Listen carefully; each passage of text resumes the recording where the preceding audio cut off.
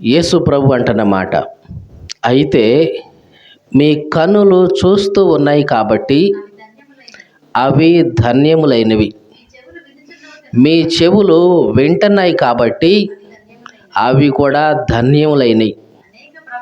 అనేకమైన ప్రవక్తలు, నీతిమంతులు మీరు చూసే వాటిని చూడగోరారు, కానీ చూడలేకపోయారు. మీరు వింటున్నారే ఇప్పుడు ఈ మాటలు, వాటిని వినాలని ఆశపడ్డారు, వినగోరారు, కానీ వినకపోయిరి. కాబట్టి చూచే కన్నులు, వినే చెవులు, ఇది చాలా ప్రాముఖ్యం. ఎవరిని చూసే కన్నులు? దేవుణ్ణి చూసే కన్నులు. ఎవరి మాట వినే చెవులు? దేవుని మాట వినే చెవులు. ఇవే లోకంలో ధన్యమైనవి. యేసు ప్రభు బ్రతికి ఉన్నప్పుడు చెప్తున్న మాటలు ఇవి.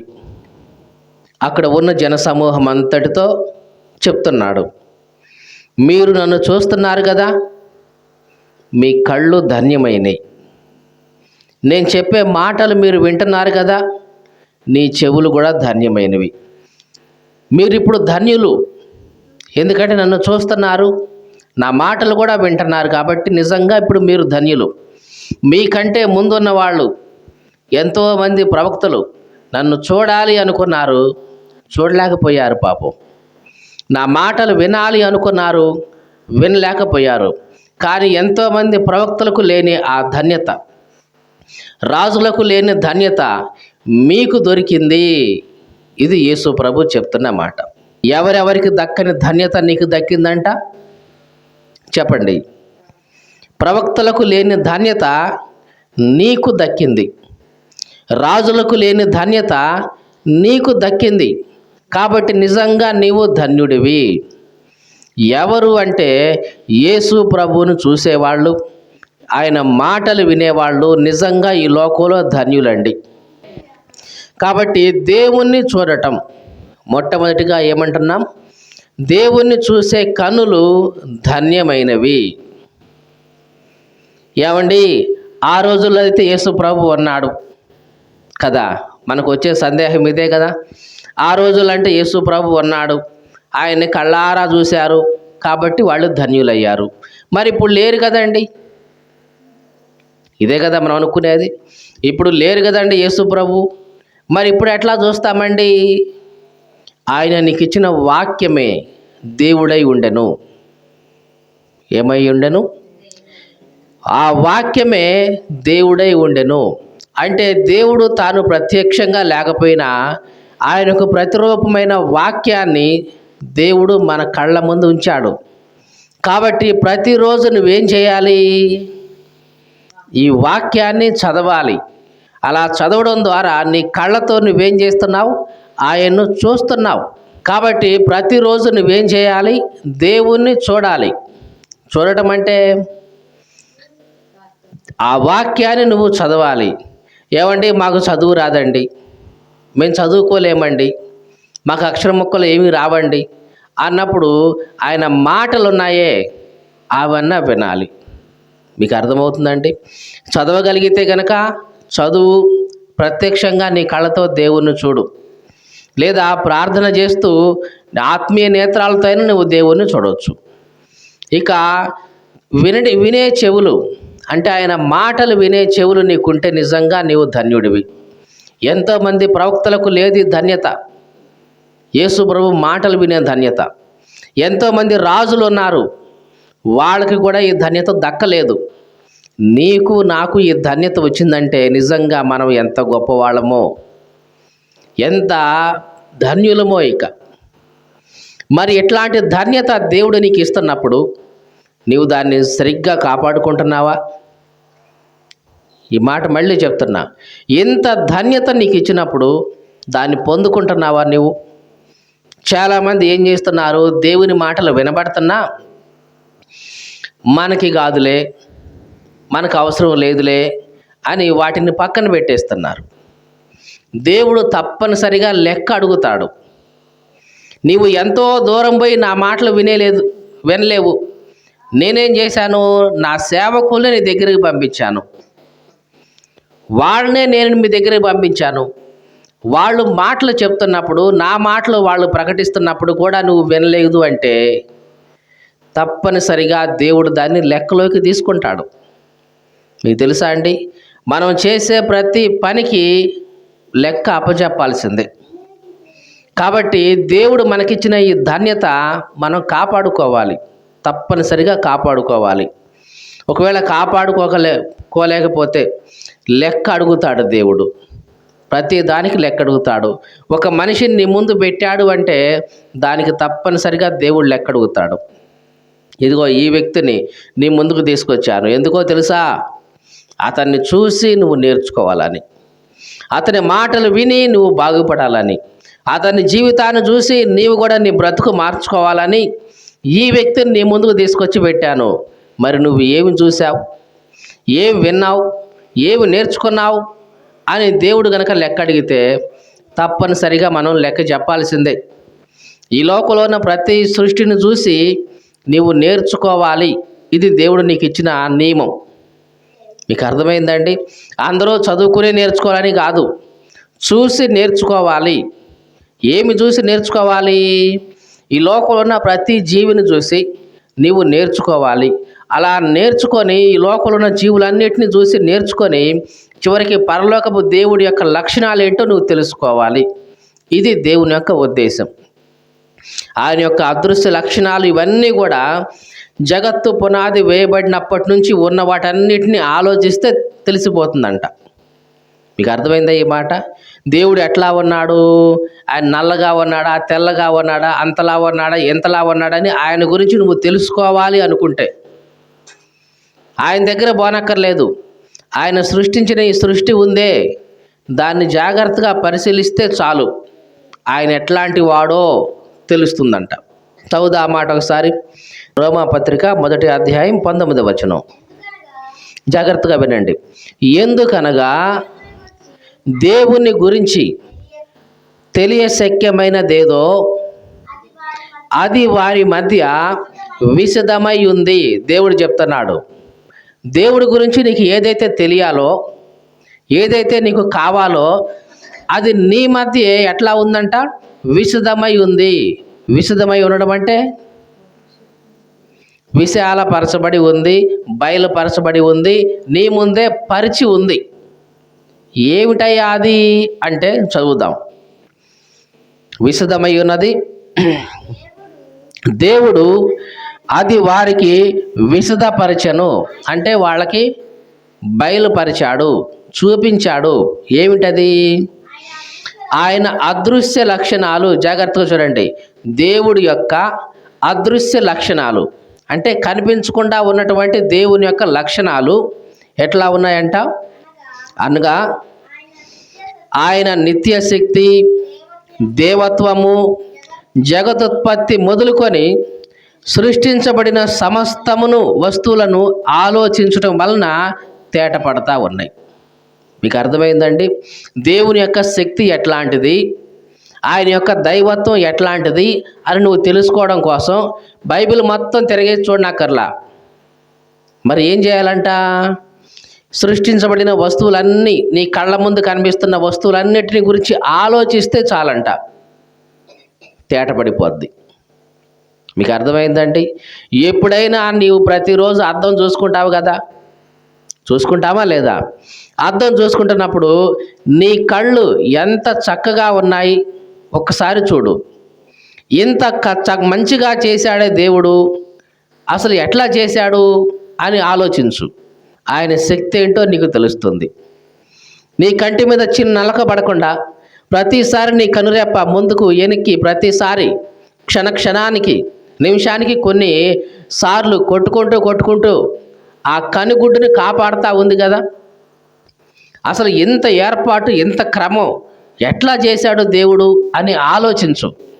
ఆయన శక్తి ఏంటో నీకు తెలుస్తుంది. మీకు అర్థమవుతుందండి? ఇట్లాగా నీ కంటికి కనిపిస్తున్న ప్రతి వస్తువుని గురించి ఆలోచించు. ఉదయం లేవగానే నీకు ఇంటి ముందు చెట్లు కనపడతాయి, పూల మొక్కలు కనపడతాయి. ఇవన్నీ కనిపించినప్పుడు వీటిని ఇంత అందంగా తయారు చేసిన దేవుడు నిజంగా ఎంత గొప్పవాడో. ప్రతి దానికి ఒక్కొక్క దానికి ఒక్కొక్క రకమైన పువ్వు కదండి, ఒక్కొక్క దానికి ఒక్కొక్క రకమైన ఆకు, ఒక్కొక్క దానికి ఒక్కొక్క రకమైన కాయ. వాటిలో కొన్ని కూరకు ఉపయోగించేవి, కొన్ని తినడానికి ఉపయోగించేవి, కొన్ని వైద్యానికి వాడేవి. ఎన్ని రకాలైన వాటిని దేవుడు నీ కోసం చేశాడు. నిజంగా ఆయన ఎంత గొప్ప శక్తివంతుడో. ఇవన్నీ ఎందుకు చెప్తున్నామంటే ఆలోచించటం. ఈ ఆలోచించడానికి చదువు అక్కర్లేదు కదా. ఇక మీకు అర్థమైందండి?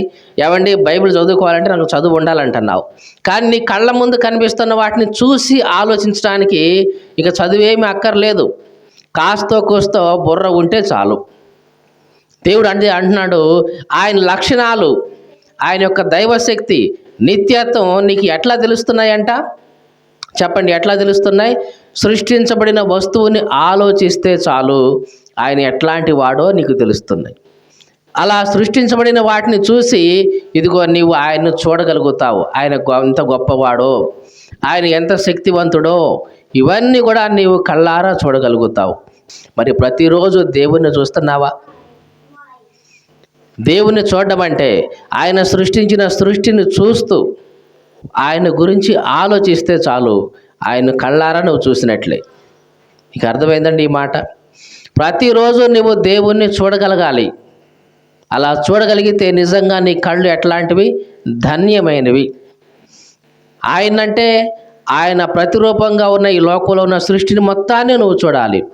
ప్రతి గడ్డి పూస, మొక్క, పువ్వు మొక్క, కూర మొక్కలు ఇవన్నీ చూసినప్పుడు దాంట్లో ఎన్ని ఉంటాయో ఒకసారి ఆలోచించండి. ఆ ఆకుల గురించి, పువ్వుల గురించి బయాలజీ అని బోటనీ అని ఒక సబ్జెక్టే ఉంది. ఉందా లేదా? బోటనీలో ఏముంటాయి అనుకుంటున్నారు? బఠానీలు ఉంటాయి అనుకుంటున్నారు ఏంటి? అన్ని మొక్కల గురించి, దాంట్లో ఏవి ఉన్నాయి, ఎన్ని రకాలు ఉన్నాయి, ఎన్ని వర్గాలు ఉన్నాయి, ఎన్ని జాతులు ఉన్నాయి, దాంట్లో ఆకులు ఎట్లా ఉంటాయి, కాండం ఎట్లా ఉంటుంది, దాని లోపల అవి ఎట్లాగా ఒకదానికొకటి జరిపించుకుంటాయి, దాంట్లో మగ ఎట్లా ఉంటాయి, ఆడ ఎట్లా ఉంటాయి, ఎన్ని రకాలుగా వాటన్నిటి గురించి మొత్తం కూడా ఉంటుంది బోటనీ. ఒక శాస్త్రమే ఉంది మొక్కల గురించి. మరి ఇట్లాంటి వింత వింత రకాలైన మొక్కల్ని సృష్టించిన దేవుడు నిజంగా ఎంత గొప్పవాడో అని నువ్వు చూస్తే, కళ్ళతో చూస్తే ఆయన గుర్తొస్తాడు. మరి అంతేనా?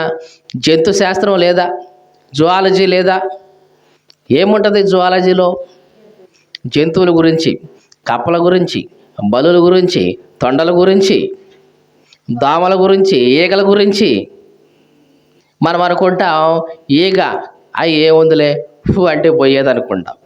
దోమ అవి ఏముందిలే చంపితే చచ్చిపోయేది అనుకుంటాం. కానీ పిల్లలు 10th క్లాసు వాళ్ళు ఈగ జీవిత చరిత్రనే చదువుతారు. తెలుసా మీకు? దోమ జీవిత చరిత్ర అదొక పాఠం వాళ్ళకి. ఇట్లాగా చిన్న చిన్న కీటకాలు సైతం దేవుడు సృష్టించినప్పుడు ఇదిగో వాటి నిర్మాణం ఎట్లా ఉంది, వాటి యొక్క రక్త ప్రసరణ ఎట్లా ఉంది, ఇదిగో అవి ఎట్లా నడుస్తున్నాయి, ఎలా ఉంటాయి, వాటన్నిటి గురించి నువ్వు చదివినప్పుడు నిజంగా దేవుడు ఎంత గొప్పవాడో అని తెలుస్తుంది. అంతేకాదు మనిషి యొక్క శాస్త్రం, మానవ నిర్మాణ శాస్త్రం అంటున్నాం. మరి దాంట్లో కూడా మనిషికి ఇదిగో ఎన్ని ఎముకలు ఉన్నాయి, ఎన్ని నరాలు ఉన్నాయి, ఎన్ని కిలోమీటర్ల నరాలు ఉన్నాయి, మన కళ్ళు ఎంత మెగాపిక్సెల్ ఉంటాయి, ఇవన్నీ గురించి తెలుసుకున్నప్పుడు నిజంగా దేవుడి యొక్క సృష్టి ఎంత గొప్పదో అని అర్థమవుతుంది. దేవుడు గొప్పతనాన్ని చూసుకోవడం కోసం ఎక్కడికో పోవాల్సిన పని లేదండి. నీ ఎదురుగా ఉన్న వస్తువులను ఆలోచించు, ఆయన గొప్పతనం ఏంటో తెలుస్తుంది. నీ ఎదురుగా నీకు పుట్టిన బిడ్డల గురించి ఆలోచించు, ఆయన గొప్పతనం ఏంటో నీకు తెలుస్తుంది. ఇలాగా ప్రతిరోజు దేవుని సృష్టి నువ్వు చూసినప్పుడు ఆయన చూడగలుగుతావు. ఆయన ఎంత గొప్పవాడో చూడగలుగుతావు, ఎంత శక్తివంతుడో ఆయన చూడగలుగుతావు. అవన్నీ చూసినప్పుడు నిజంగా 2 చేతులు ఎత్తి ఆయనకు దండం పెడతావు. దేవా ఎంత గొప్పవాడివి నాయన, తప్పి జారి దేవా, నా కళ్ళు ఇక్కడ ఉండకుండా ఇక్కడ ఉంటే ఏమి ఉండేది కదండి. దేవుడు మర్చిపోయి మన కళ్ళు ఇక్కడ పెట్టకుండా ఇక్కడ పెట్టినట్టయితే ఏముండేది? ఆకాశం చూసి కింద పట్టం తప్ప ఇంక మనం చేసేది ఏముంది? మన ముందేముందో కనపడదు. కళ్ళన్నీ ఆకాశాన్నే చూస్తూ ఉంటాయి. మన ముందు ఏమీ కనపడదు, ఏదో ఒక దాన్ని గుద్దుకుంటాం, అన్నీ దెబ్బలే కదా. ఒకవేళ ఆ చెవులు ఇలాగా ఉండకుండా ఇక్కడే ఉంటే కనుక నెత్తి మీదే ఆ వచ్చే చినుకులన్నీ చెవుల్లోంచి నీళ్ళు లోపలికి పోతాయి, ఎప్పుడూ జలిపే, ఇక జీవితంలో బాగుపడవు ఇంకా కదండి. దేవుడి యొక్క నిర్మాణం, దేవుని యొక్క సృష్టి ఎంత గొప్పదో మనిషిని చూడగానే అర్థమవుద్ది. ఇట్లాంటి మనిషి ఇప్పటి వరకు తయారు చేయలేకపోయాడు. చేద్దామని చాలా ప్రయత్నం చేశాడు తెలుసండి. చాలా ప్రయత్నం ఇప్పటికీ చేస్తూనే ఉన్నాడు. ఇక చేయలేక వల్ల కాదని రోబో తయారు చేసుకున్నాడు. ఏదో ఒకటి మేము కూడా చేసాం, మేము కూడా చేయగలిగామని చెప్పుకోవడం కోసం. కానీ అవేం పర్ఫెక్ట్నెస్ ఏం కాదు కదా మనిషిలాగా. ఇట్లాగా ఈ లోకంలో ఉన్న ప్రతి దాన్ని ఆలోచించినప్పుడు ఆయన యొక్క లక్షణాలు ఏంటి, ఆయన గొప్పతనం ఏంటి బయటపడుతుంది. ఇవన్నీ నువ్వు ప్రతిరోజు చూడాలి. చూస్తే దేవుడు ఎంత గొప్పవాడో నీకు తెలుస్తుంది. కాబట్టి దేవుడు అంటున్నాడు, మీ కళ్ళు చూస్తున్నాయి కాబట్టి అవి ధన్యమైనవి, మీ చెవులు వింటున్నాయి అవి ధన్యమైనవి. ఎంతోమంది రాజులు ఉన్నారు, నన్ను చూడాలి అనుకున్నారు, చూడలేకపోయారు. ప్రవక్తలు ఉన్నారు, గొప్ప గొప్ప ప్రవక్తలు, నన్ను చూడాలి అనుకున్నారు, చూడలేకపోయారు. కానీ రాజులకు లేని ధన్యత, ప్రవక్తలకు లేని ధన్యత నీకు ఇచ్చాము. ఇది దేవుడు చెప్తున్నమాట. ఈ మాటలు వింటున్న ప్రియ సహోదరి సహోదరుడా, ఇంత గొప్ప ధన్యత దేవుడు నీకు ఇచ్చాడు. నిజంగా నీవు ఎంత కృతజ్ఞతగా ఉండాలో. దేవా, ఇంత గొప్ప ధన్యత ఇచ్చినావు నాయన, ఏం ఇచ్చినాయన మీకు రుణం చేర్చుకోవాలని ప్రభువా. ఇంత గొప్ప ధన్యత నాకు ఇచ్చావు, అసలు నిన్ను సేవించే ధన్యత ఇచ్చావు. ఒక మాట నేను చెప్తాను, దేవుడు నీకు ఇచ్చిన రక్షణ ఎంత గొప్పదో తెలుసా అండి. దేవుడు నీకు ఇచ్చిన రక్షణ ఎంత గొప్పదంటే అది విలువ కట్టలేనిది అనమాట. అంతకుముందు కూడా ఒక కథ మీకు చెప్పాను. ఒకసారి జాగ్రత్తగా వినండి. ఒకసారి ఒక అన్యుడైన వ్యక్తి ఉన్నాడు. అతని దగ్గరికి ఒక క్రైస్తవ మిషనరీ వచ్చాడు. ఈ మిషనరీతో ఈ వ్యక్తికి మంచి స్నేహం కుదిరింది. ఈ మిషనరీ ఈ వ్యక్తి ఇంట్లోనే ఉంటున్నాడు చాలా కాలం నుంచి. ఇద్దరి మధ్య మంచి స్నేహం కుదిరింది, బాగా ఉంది. ఆ విషయాలు ఈ విషయాలు మంచిగా మాట్లాడుకుంటున్నారు. ఇక ఈ క్రిస్టియన్ మిషనరీ అప్పుడప్పుడు చెప్తూ ఉండేవాడు, ఏవండి, దేవుడు మనకు రక్షణ ఉచితంగానే ఇస్తున్నాడండి, మనం అడిగితే చాలండి, దేవుని యొక్క రక్షణ మనకి ఉచితంగా ఇస్తున్నాడండి అని అంటే, ఈ వ్యాపారి అనేవాడు, ఏవండి, లోకంలో ఉచితంగా ఎవరు ఇస్తారండి, ఊరికే ఏమొస్తుందండి, డబ్బులు పెడితే తప్ప ఏది రాదండి అని ఈయన అంటేవాడు. ఇట్లాగ వాళ్ళ మధ్య సంభాషణ జరుగుతూ చాలా కాలమైన తర్వాత ఈ వ్యాపారి తీర్థయాత్రలకు పోవాలని తనకున్నటువంటి మొత్తం కూడా అమ్మేసి తనకు ఇంట్లో ఉన్న ఒక మంచి బహుమానాన్ని తీసుకొచ్చి ఇతనికి ఇవ్వాలి అని అనుకొని, అయ్యగారు, మిషనరీ గారు, నాతో పాటు లోపలికి ఒకసారి రండి అని లోపలికి తీసుకెళ్ళాడు.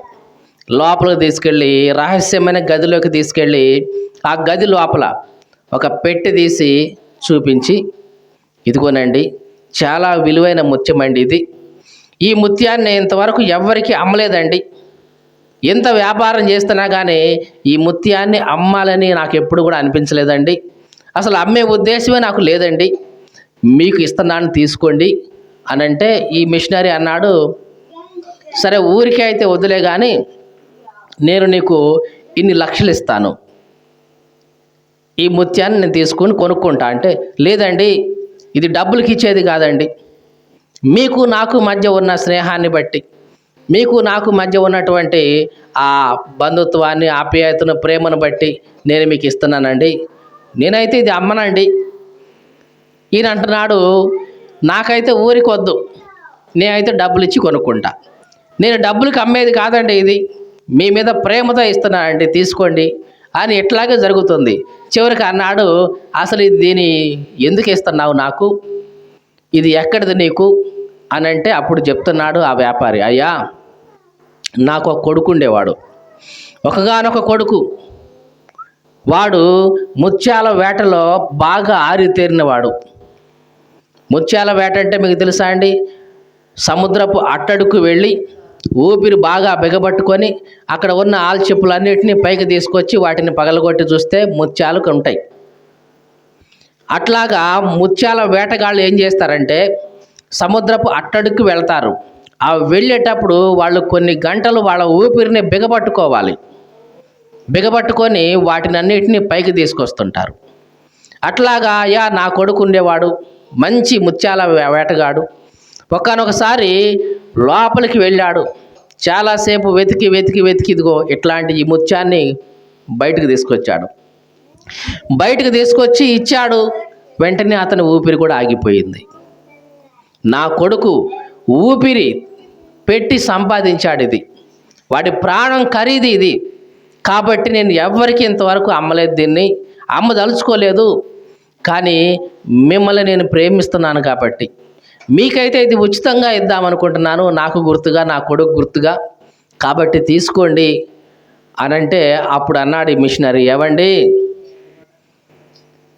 నీ కొడుకు ప్రాణం పెట్టి సంపాదించాడు కాబట్టి దీన్ని అమ్ముకోవడానికి మీరు ఇష్టపడలేదు, ఉచితంగా ప్రేమించారు కాబట్టి ఉచితంగా ఇవ్వడానికి సిద్ధపడ్డారు తప్ప అమ్మడానికైతే ఇష్టపడలేదు కదా. దేవుడు కూడా ఇంతేనండి. తన కుమారుడైన యేసుక్రీస్తు ప్రాణం పెట్టి సంపాదించిన ఈ రక్షణ దేవుడైతే అమ్ముకునేవాడు కాదు. ఏదో పుణ్యకార్యాలు చేసినందుకో, తీర్థయాత్రలు చేసినందుకో, ఆ కార్యం చేసినందుకో, ఈ కార్యం చేసినందుకు ఆయన అమ్ముకునేవాడు కాదు. నీవు విశ్వసించి ఆయన దగ్గరికి వస్తే, నిన్ను ప్రేమించి ఆయన నీకు ఉచితంగా ఇచ్చేవాడండి రక్షణ. ఇప్పటికైనా అర్థమైందా దేవుని ప్రేమ ఏంటో? నీవు నీ కన్న కుమారుడి ప్రాణం పెట్టి సంపాదించిన ఈ ముత్యాన్ని ఇదిగో అమ్ముకోవడానికి ఇష్టపడకుండా ఉన్నట్లే దేవుడు కూడా తన కుమారుడైన యేసుక్రీస్తు ప్రాణం పెట్టి సంపాదించిన ఈ రక్షణ ఉచితంగానే ఇస్తున్నాడండి. ఇది మీకు అర్థమైతే చాలండి అని చెప్పాడు. ఈ మాటలు వింటున్న నా ప్రియ సహోదరి సహోదరుడా, దేవుడు నీకు ఇచ్చే రక్షణ అంత విలువైందండి. యేసుక్రీస్తు యొక్క ప్రాణం ఖరీదు ఆ రక్షణ. అట్లాంటి రక్షణ దేవుడు నీకు ఉచితంగా ఇస్తుంటే చాలామంది ఏం చేస్తున్నామో తెలుసా? దాన్ని తృణీకరిస్తూ ఉన్నాం. మళ్ళీ లోకంలో ఏమంటాం? ఊరికే వస్తే ఉల్లి పొట్టేని తీసుకుంటామండి. ఏంటంట? ఊరికి వస్తే ఉల్లి పొట్టేనో తీసుకుంటారంట. ఫ్రీగా వస్తే ఫినాయిల్ అయినా తాగేస్తారంట. మరి దేవుడు ఉచితంగా ఇస్తున్న ఈ రక్షణని మరి ఎందుకని నిర్లక్ష్యం చేస్తున్నావు? దాని విలువ తెలియక. ఈ మాటలు వింటున్న నా ప్రియ సహోదరి సహోదరుడా, దేవుని యొక్క విలువ ఎప్పటికైనా తెలుసుకో. రక్షణ యొక్క విలువ ఒక్కసారి ఆలోచించు. ఎంత గొప్ప రక్షణ దేవుడు నీకు ఇచ్చాడు. నువ్వు ఎంత గొప్పవాడివి, ఎంత ధన్యుడివి, ఎంత గొప్ప రక్షణ దేవుడు నీకు ఉచితంగా ఇస్తున్నాడు.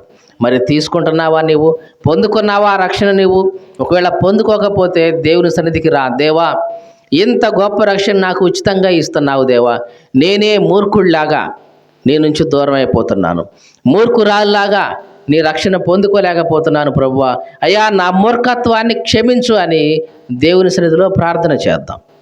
ప్రార్థన చేసి దేవుడిచ్చే రక్షణ మనము స్వీకరించుదాం, హృదయపూర్వకంగా స్వీకరించుదాం.